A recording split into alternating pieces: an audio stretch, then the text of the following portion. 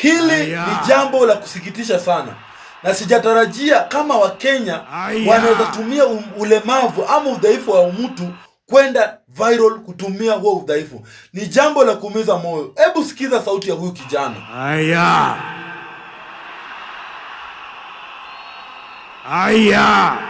Sasa wanatumia hiyo sauti ili kwenda viral.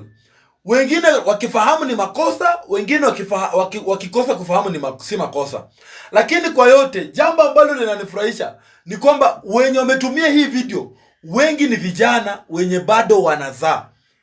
Wengi ni vijana ambao hawajazaa na wanatumia ulemavu wa mtu kwenda viral. Biblia inasema kwamba, hata wacha Biblia, even msemo inasema kwamba utapanda ulichokivuna. Mnapanda ulemavu katika maisha yenu na mtavuna ulemavu. Mtazaa vilema, na hata nyinyi the same ugonjwa ambao umemshika unaweza kukushika uko hivyo tu na uko kilema. Unaona? Kuna mwenye alisema usitukane mkunga uzazi ungalipo. Imitate, unaigiza mgonjwa na wewe bado hujazaa. Unaigiza mlemavu na wewe bado hujazaa.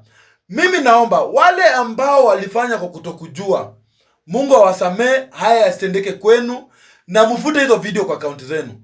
Lakini wale ambao mmefanya kwa kujua ni makosa, hicho ambacho mmekipanda katika maisha yenu, mukivune na muonje matunda yake.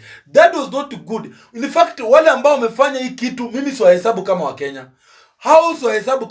How can you go to your own citizen, your fellow Kenyans, kijana kama huyu, kijana mwenye amesema it was by the hiyo sauti ukisikia, hiyo sauti iko na uchungu ndani yake. Sauti haya, hiyo sauti iko na uchungu ndani yake. So if you don't understand it, you